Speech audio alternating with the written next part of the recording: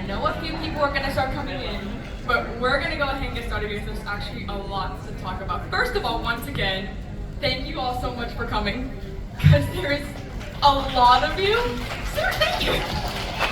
There's a lot of you. And these guys. Sanrio is my into that. I have a self-introduction. Grown woman talks about Santa for 45 minutes because you already know. So first of all, my name is Val, and I am the founder of a Sanrio fan site called Sanrio Explorer, founded in 2022. So basically what we do is, what we're most known for is owning Hello Kitty Wiki on fandom. So if you search a character, one of the first search results you're gonna get is probably from Hello Kitty Wiki on fandom. We own that site. So we do a lot of translation, a lot of research stuff. We have a whole team that does it. We have a lot of staff that does it that I monitor. And what we're most notable for also is the Sanrio anime library. So I'll have a link to our website at the end of this slideshow, where you can find Sanrio anime, in the dozens of almost any character you can think of. Sub, dub, you name it, in different languages, Portuguese, Spanish, you name it, it's probably up there. So we add a lot to there as well, and then we have one of our team members who is actually has the translating team for the anime as well. And right now they're working on the Usahana anime that does not have any subtitles at the moment. So yeah, I'm really excited about that project. So we also have other downloadable stuff like line stickers that normally you have to pay for, or Japan exclusive. We extract them and put them on our site. And it's icons, downloadable fun stuff like that.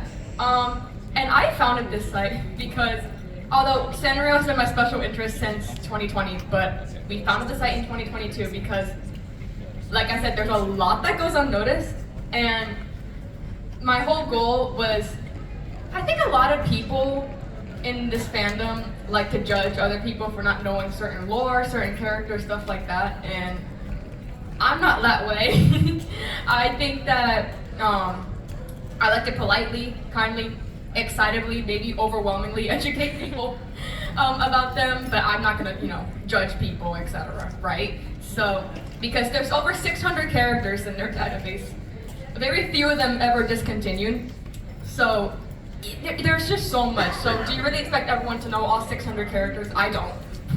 Not me, right? So, so we check pages with our staff, etc. And where you're gonna find us most is on Twitter, because I'm not calling it X. I'm not calling it X, no. And so that's where you're gonna find all the luscious Sanrio, Japan, and international news and etc. Because the goal is to have an actual standalone site. If you know My Little Pony, you know Equestria Daily. Something inspired by that. That is the goal. We just haven't gotten to that point yet, right? So definitely stick along with us. On X, but who calls it X? No, not me. No, what kind of a name is X? Like, it's nothing to roll off the tongue, right? Nobody. Right? Nobody calls it that. Anywho, so we're gonna actually start the show now. Now, it hit me when I was making this. First of all, I wasn't expected to even get accepted into this. So the first thought was, this is a family show, where the blank do I even begin, right? Because there's a lot. So we're gonna talk a lot about the All-Stars characters, who would be considered Hello Kitty, My Melody, Kuromi, Cinnamoroll, Pom-Pom-Green, the top 5. And we're gonna get into a lot of characters we don't know about, a lot of attractions we don't know about. There's a lot to cover. Sound good? Yeah, as y'all should. Beautiful. So, welcome to 1974. Hello Kitty is born. The obvious, born on November 1st, lives in the suburbs of London with her sister Mimi and her whole family and her cat, her pet cat.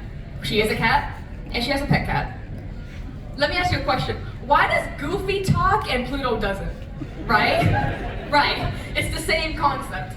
We'll get into that in a minute because one of the, well, first of all, I gotta talk about the iconic coin purse that she, this is her first ever piece of merchandise way back in 1975, almost 50 years ago. And a lot of remakes have been made of this coin purse ever since, especially this year, because this year's Hello Kitty's 50th anniversary. I'm sure you guys have seen a lot about that. So they're remaking this. I think every decade or so, they've been remaking different versions of it, which I think is really neat. One of the frequently asked questions that I've gotten, which it's resurfacing again recently, and I couldn't tell you why. Is she a human girl or a cat? And this started resurfacing on like Today and like ABC, all these major news sites, and they start milking it. Like, oh, Hello Kitty's a girl. No, right? It's not. So this was a rumor started back in August of 2014, right? In an article of the LA Times.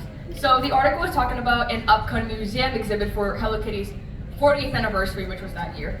That was 10 years ago now. Wow. And then for this article, they had an interview with Christine Arellano, who is the writer of Pink Globalization, Hello Kitty's Trek Across the Pacific, so major Sanrio researcher as well.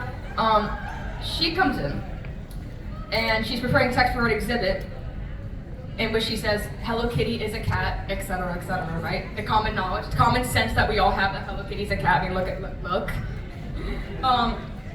Sanrio has Japanese representatives come into LA for this event, and they say, Hello Kitty is not a cat, but what really happened was that was a mistranslation error.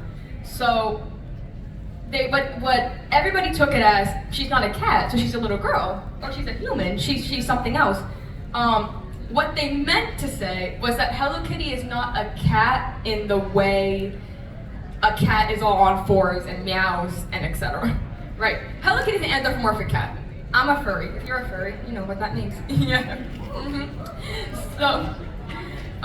So everybody took that very literally in the English language.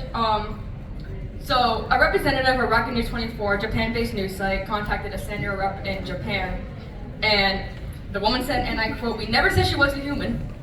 Never said that." So all that was just a huge translation error that I think they just really wanted to milk, and still do, because it's been 10 years and they're still bringing it up. So that's what's happened. So I'm going to ease whatever horrific image you have in your mind of like what a cat girl looks like, or is this like a onesie, or we're not even sure. That's a horrifying thought, isn't it? Because when I first heard it, I was like, there's no way. That's a cat. Right? Because we all have common sense, thankfully. However, as I mentioned earlier, Hello Kitty has a pet cat. Her name is Charmy Kitty. And introduced in 2005 as a birthday gift to Hello Kitty and Mimi from their father.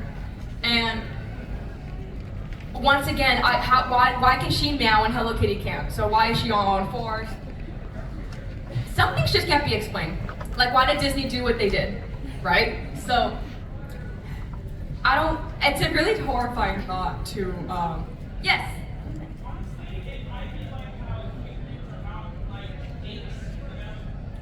It's not like, yeah. In that parallel universe, I think that might be the same thing. Do cats evolve into humans? Is that what this is going? Maybe it's just a child. Yes, love.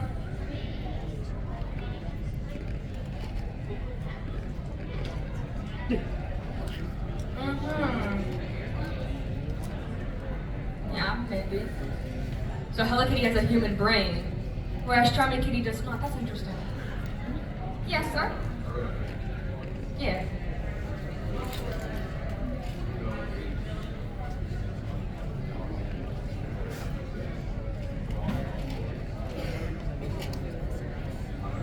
The economy.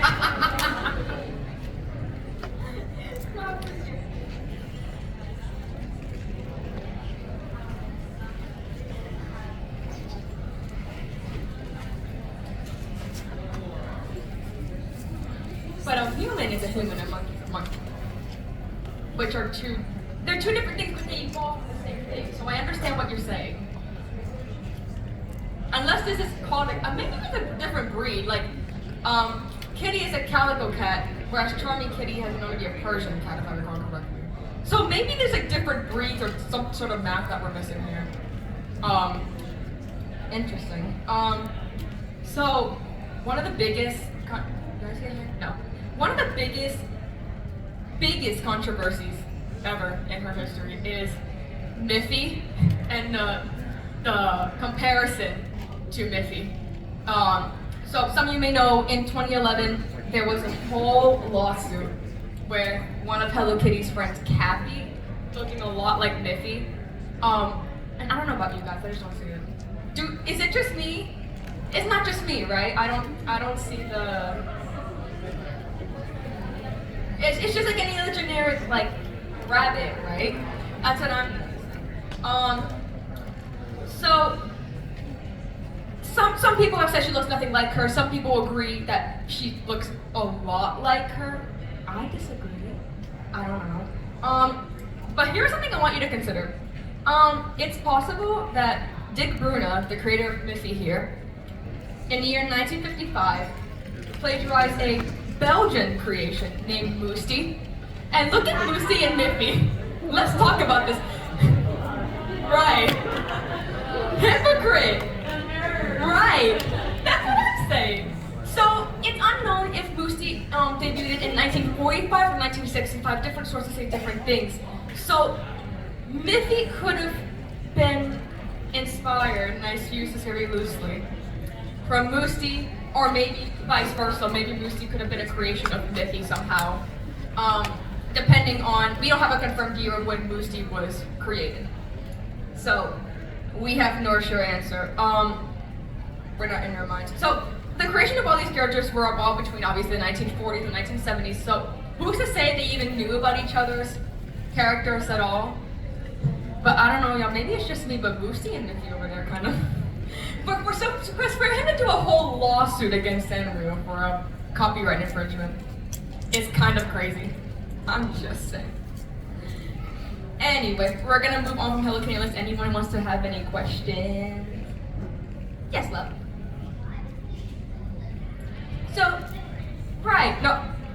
So, Dick Bruna, the creator of Miffy here, thought that Hello Kitty or Kathy was a direct copy of Miffy, so that's why there was a lawsuit, copyright infringement. Yeah. So, and Dick Bruna also said in an interview, he said, I don't like Hello Kitty. Yeah, I know, it's sad. He said, she's ugly, I think copying's ugly. Copying's really ugly, right guys, buddy? Really ugly. And unfortunately, Kathy has not been allowed to be used by Sanrio since 2011.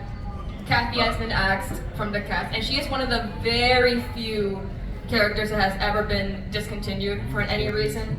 Most characters that are obscure either never make their debut at all, or they just fade and they bring them up maybe in like 10 years or something. But this was one that was officially axed in canon. Yeah, very unfortunate. Any other hand? I see a big green hand over there. Hi. Hang on, I can't hear you, hon. Sorry, Kitty. So she was not discontinued. That was another rumor started pretty recently, I think earlier this year. So Sanrio Pureland, the theme park, discontinued some of their mascot characters that included Charmy Kitty. And Kirimi, Little Forest Fellow, there were a few more that nobody in the West particularly cares for, to be very honest with you. So don't worry, she's still around. In fact, the day after that post was made, they made new merch for her in Japan. So don't you worry, don't you worry. All right. Yes, love? I sure did. I'm going noggin. Yeah. No, I'm a big Miffy fan too. Aside from Sanrio, one of my biggest dreams is to go to Amsterdam and see the Miffy Museum in Utrecht. It's beautiful over there, let me tell you. Alright, moving on now. Next one, no introduction needed for her, My Melody.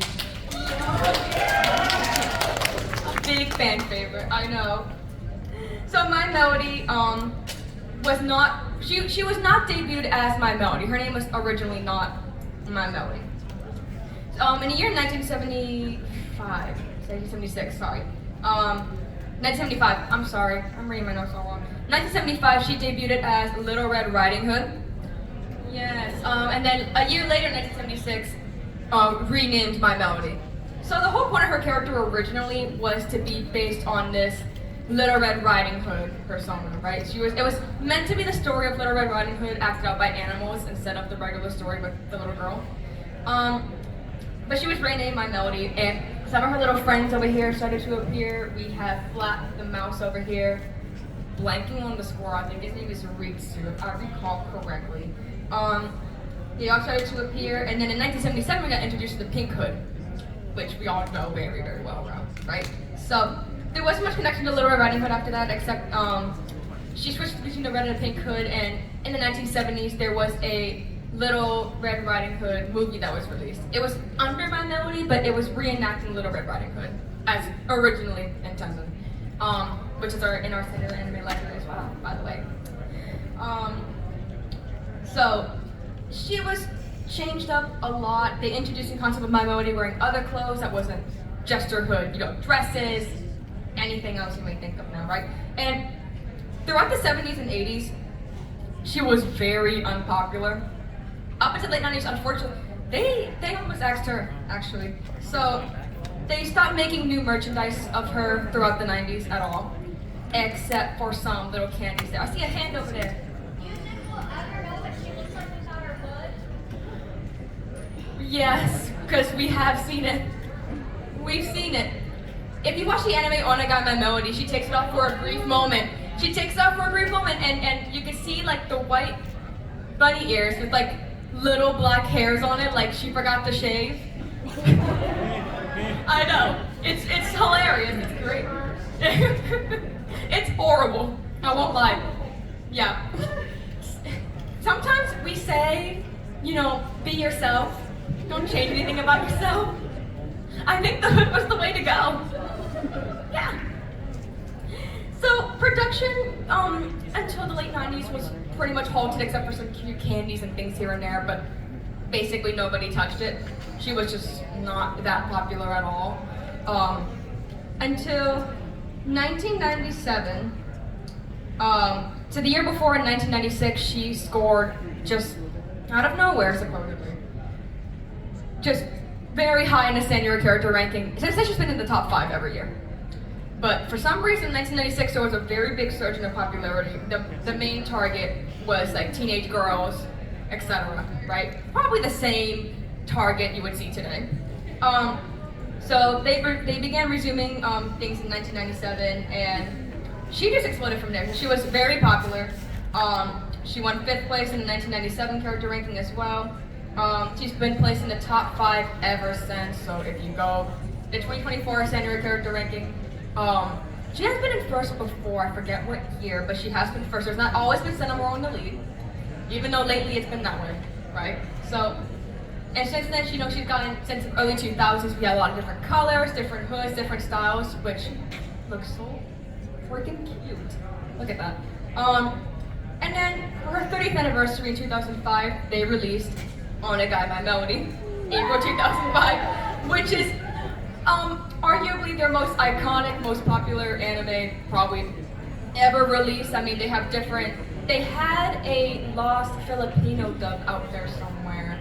So it's implied there were a lot of these made, these dubs and subs and everything. And we still have subs in the series as well. So this includes now Kuromi and My Sweet Piano, who up until now My Sweet Piano was a background character. So she had no name. She was just a girl in the world. And then of course the introduction of Kuromi as her rival. So they began airing in 2005, April 2005, and this is where Kuromi started earning her popularity as a standalone Sanrio character and not just the girl from the show. She was popular all on her own. I mean, she appeared a lot on merch, a lot, with My Melody. It first started with My Melody, then it became, oh, she's getting popular by herself, let's do something about this. And then we got the introduction of My Sweet Piano as well. I love that trio, I really do. So now that we're appearing together, we got 3 anime spin-offs now. So Onegai Melody got 3 spin-offs. A video game and a ride at Sanrio Pyroline, which we'll get into. Yes. Yes. Not everyone here knows what that means, but I do. The dynamic is cute and iconic, and me personally, I don't think that my melody would be nearly as successful as she is today if it weren't for the creation of Kuromi, because Kuromi and my melody, you know, everyone compares themselves to them. They're an iconic, like the goth pink girl duo. They're them. Yes, love.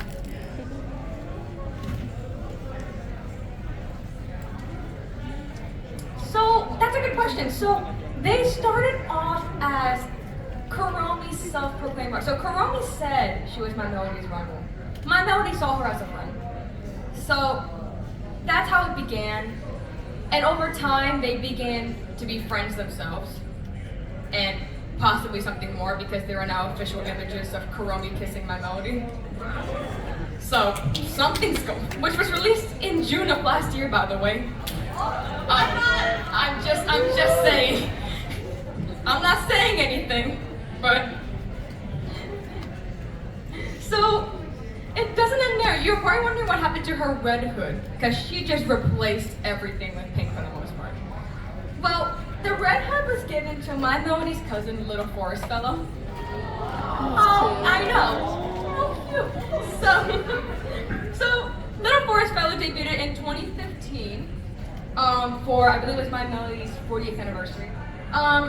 He was created simply to explain why my melody doesn't wear pink anymore. The biggest theory is that he was self-conscious about these little itty-bitty ears over here. Yeah, I know. So my melody says, I got you. Here's the red. Here's my old red hood that I don't wear anymore. Take it. And he is one of the characters that was unfortunately discontinued from Sanrio Pureline's mascot lineup. You can't go meet him anymore. And I would like to give him a hug personally. I know, it's a shame. So I guess this is official closure to her Little Red Riding Hood phase. Like, guys, we're done with that. Don't bother us anymore, basically. But I love him. He's great. And then of course Kuromi herself. So Kuromi gained a lot of popularity, as I said. Get it, girl. Okay. I thought you were going in the middle of the dance. I'm sorry. I didn't realize you had dropped some. You want to? Nah. No. Anyway.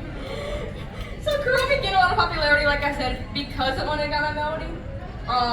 So here's a little tidbit that you don't know. Is anybody like K-pop here? Yeah. Yeah. So they have different fandom names and stuff. Kuromi's fans are called Kuromis. Like, I'm a Kuromi fan, I'm a Kuromis, basically. And this all started because back in 2021, I believe it was, yes, Kuromi's single Greedy Greedy came out. Great song. And her plan was, from then on, for her birthday, October 31st of that year, was to Kuromify the world. And she's still continuing it every year to this day. So she calls upon her Kuromis every year. I think it's really sweet, actually. So yeah, not a whole lot on Kuromi. Now we get to talk about one of my favorite pieces of lore. Oh yes, Kuromi's Pretty Journey also. Highly recommend you go watch that. It's in English subs and dubs. Dubs, that's funny. So here we just, not a lot of lore. So without spoiling too much, right over there in the purple twin tails, that is Romina, who is Kuromi's older sister, who just dipped one day when Kuromi was young. And the whole series is basically a worldwide journey. New York, Paris, Tokyo, you name it. To find Kuromi's sister because she was abandoned by her. It's really sad, actually. It's crazy. It's really sad, actually. Yeah, but without spoiling too much, of course, I would go give it a watch for sure. It's really great. Now we get to talk about Sanrio. Now, I like Cinnamon. I like Milk a lot. A lot. Favorite of all time. Anyway, debuted in 2002, born on March 6th, way up in the clouds. That's when he was born. It's great. And his parents are the sky and the sun. Those are his parents. So Mama Sky and Papa Sun is what he calls them. It's very sweet. And of course we have, he lives in Shukuru Town now alone. Along with all his friends scattered around the town. Cappuccino is his best friend and next door neighbor. And of course, little guys over here, Coco and Nuts. Coco and Nuts, are Cappuccino's little twin brothers who Cinnamoroll likes to babysit for him every now and then. The pink one in the middle right there is Poron, who is his sister and ancestor. Both, yes. We'll get to that in a minute. I know. Espresso, chiffon milk, Azuki up there in the top left. Laurel Manic, Cherry and Berry, they're there as well. The little demons, they're great. So there they are. So Milk actually, he is misperceived a lot to be a sibling of Cinnamoroll. He is not Cinnamoroll's brother, not related to him at all. He actually lives in his house alone with his owners. So everybody here has owners. Like, do you know like the Looney Tune baby cartoons where it's like they show like the legs of the human and not like, that's basically what this is, where their owners are never shown. But Milk does live, and everybody has owners in their houses. Espresso over here actually is incredibly rich. He lives in a mansion with his owner. All his money is made through dog shows through Espresso, so Espresso is basically his moneymaker. It's hilarious. So how comes your Cinnamoroll fact sheet? Because there's a lot of it. In 2019, he debuted as an idol. Yes, he is an idol. Yeah. He is great. He debuted, well, he announced in 2019, debuted in 2020. You can go on Spotify or wherever you listen to music right now and listen to his songs, by the way. He's advertised as an idol. Tower Records gave him his own idols, his own records. So his latest single, Tokimeki Rainbow, was released last year. And it reveals in the music video he attends voice lessons, dance practice. Espresso writes his music for him. So it's pretty much canon that he has a lot of idol books, idol photo cards, etc. In Japan, which they should release that in the US, to be really honest with you. There's a lot of K-pop and J-pop fans here. I personally. So, and part of why I think he is my favorite of the all-stars, if you will, is because he's an idol himself, and I'm also an idol. So that's that. Speaking of idols, meet Cinnamoroll Angels. So they are an idol, yeah. Chiffon, Azuki, and Mocha debuted in 2005 as an idol group. So they released quite a few songs throughout the early 2000s into the 2010s you can listen to on YouTube. I wish it was on Spotify. A lot of songs did not make it to Spotify, at least in the US. They're all region locked, unfortunately. But you can go stream their songs now and really cute. And speaking of Laurel Manic, who debuted in 2007, yeah. Which spells Cinnamoroll backwards. So Cherry and Berry lived together in an old abandoned mansion. And in the mansion used to belong to Espresso's ancestor, so that's a benefit tribute. Berry is motivated to plot evil and spread mischief throughout Shukuru Town, where they live, by his jealousy of Cinnamoroll and his success. Jealousy is a disease. Get well soon. XOXO. So he actually made Cherry over here in the lab. He made her in the lab to be just like him rather, share the same goals, and it didn't really work that well because Cherry has a crush on Espresso, and she helps him with everything else, but she's like, I'm not trusting Espresso. Unless you want to put me out on a date with him, I can't do anything for you. Basically. And now it comes the fun part. Did I see a hand over there? No, I lied. There's the fun part. This is the part I love explaining to people. It still gives me a headache, I won't lie. Well, actually, first of all, I want to talk about his pre-debut. This is his concept art. This is how he was supposed to debut. This is what he looks like, I know. Is he a dog or a bunny? Well, he was supposed to be a bunny. Yep, that was the original plan, that he was a bunny. Sanrio rejected this. Yes, love? Oh, sorry. Yeah.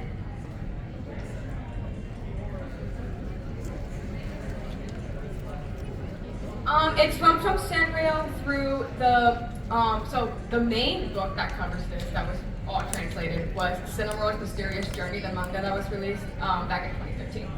And through well, as the book was released, they also sort of recreated the story on the Twitter account. So we have scenes from that as well. So it is a little bit of both like Sanrio themselves and different stories from Cinnamoro, etc. So yeah, that's his concept. He was meant to be a bunny. Sanrio scrapped this. They said no. And they said, hey, small dog, it's the early 2000s, it's 2002, small dogs are cute right now. Why don't you make it a dog instead? But it looks like but make it a dog.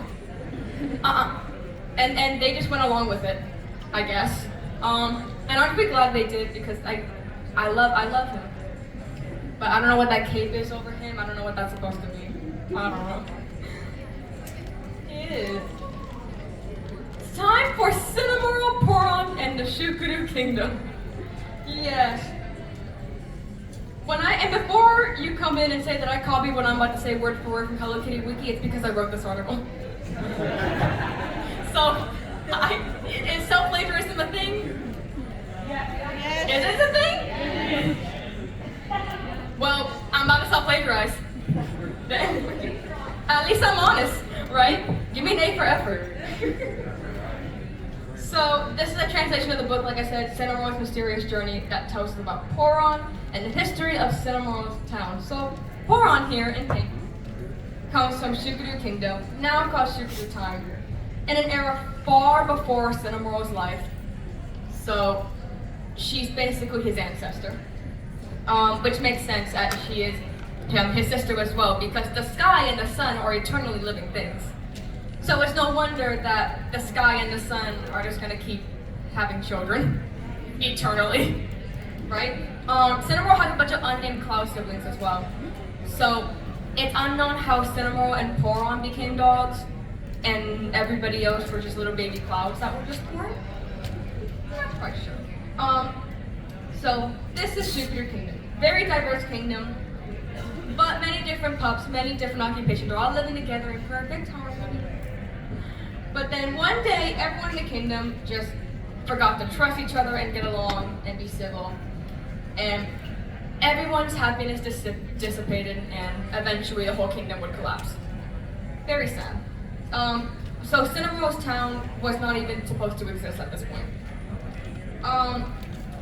So Cinnamoro is reading about this in a history book with all his friends, and he also kind of awkwardly split with the friend group, like the same feeling, I guess. You know when you have like a friend group, you all awkwardly split, you just don't talk anymore? Don't I know what? So they all split up, and so one day Sanrio just sat up alone in the cafe, confused, what should I do? But then, he saw something fall out of the sky. Poron and her unicorn cornet just appear. They disappear, and she knew who Cinnamoro was, but he did not know who she was. So Poron's like, Cinnamoro, you gotta help me. Who are you?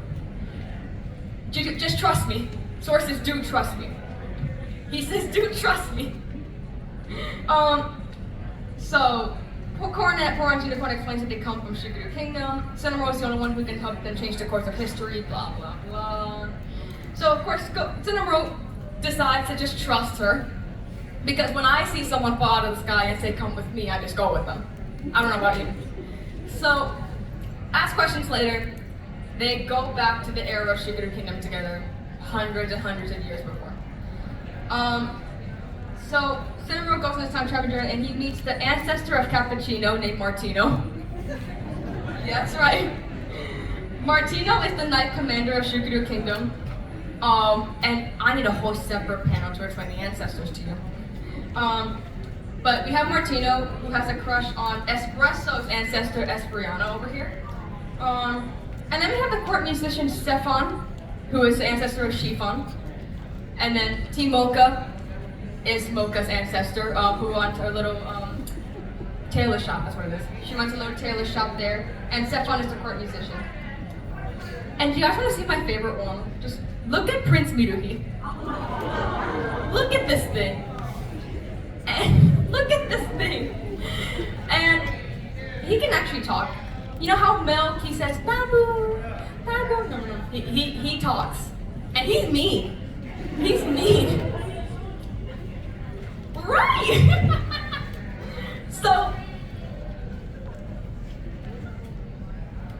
basically, he's really mean. Cinnamoroll says, hi, nice to meet you. He's like, I don't talk to strangers. Like, wow, okay, that's the direct opposite of Babu, I want milk, give me milk, basically, baby. So Prince Miffy is the ancestor of Milk. He becomes a king later on in the story. He can actually talk. So the entire point of this story is that they're trying to plan Prince Miffy's birthday.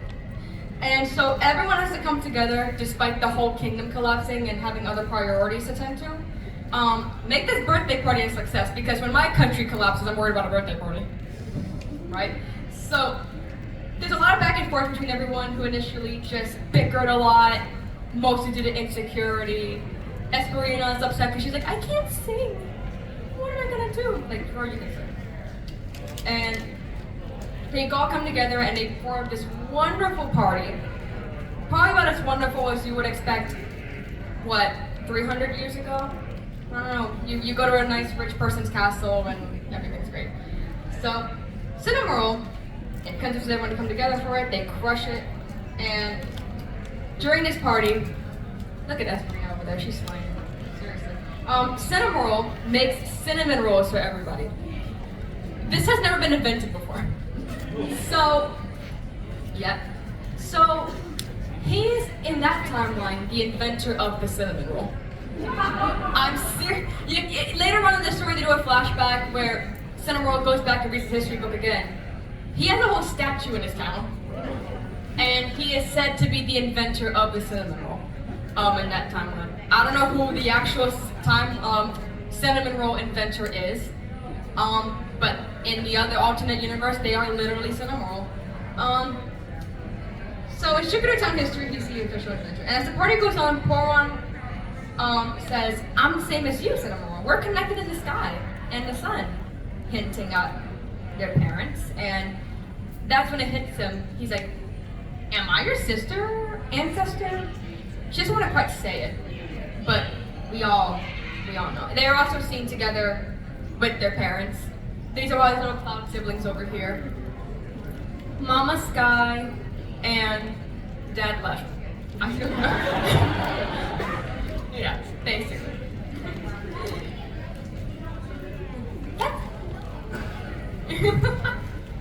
So, we don't know why they decided to be dogs and we just have other clouds. And the clouds come in different shapes too. They're white, they're pink, etc. So, they just keep popping out baby clouds, basically. So that is the story of where Cinnamoroll and his ancestor came from. If you have questions, I want to hear them because let me tell you, it's a lot. I know it's a lot. Mentally, like this gives me a little bit of mental. I see a hand right here. Sure.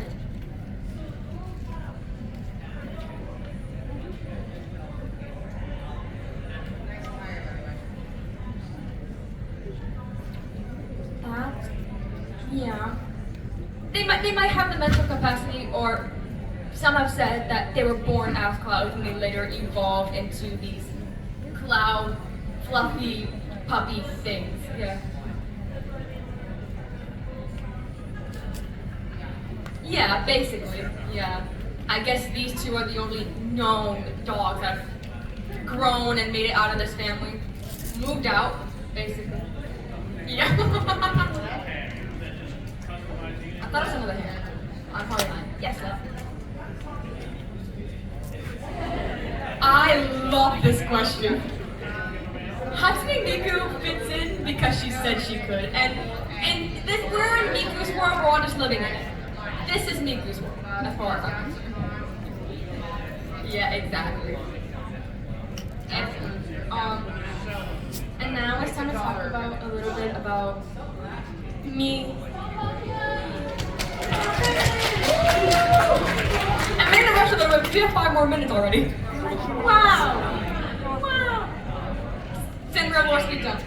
Debuted in 1996, birthday April 16th. He's the only son to his parents, a father who is a detective and a mother who runs a little bake shop. Yes. He's a shoe collector. He hides them. He sleeps with them. He loves shoes. And one of his favorite activities is this lazy little dog likes aerobics. Something that he calls prudent aerobics. Yeah, okay. So I could honestly. You want to know what his definition of aerobics is? I'll show you. Just waking up and doing this.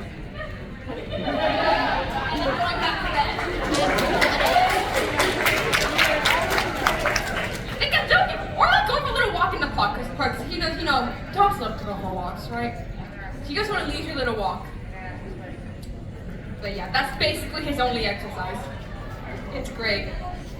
Right. I don't know how active he is.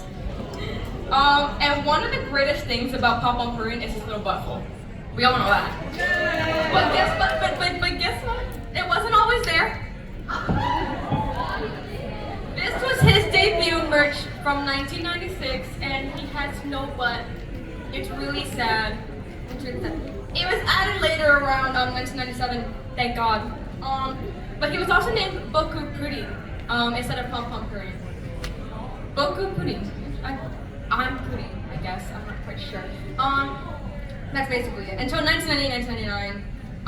And then over the years, he developed a little friend group called Team Puri. So, Macaron, who is not his girlfriend in canon, rather, he just has a crush on her and he hasn't just made the first move yet, kind of thinking it's complicated. Taking an interest. And then Muffin, Scone, Bagel, who reside next to Macaron over here. I don't even know all these guys' names. I know the frog is Mint. That I know for sure. I love Mint. The bunny is Powder, and the monkey is Coconut. I love it. It's great. We have 2 minutes. Speed run.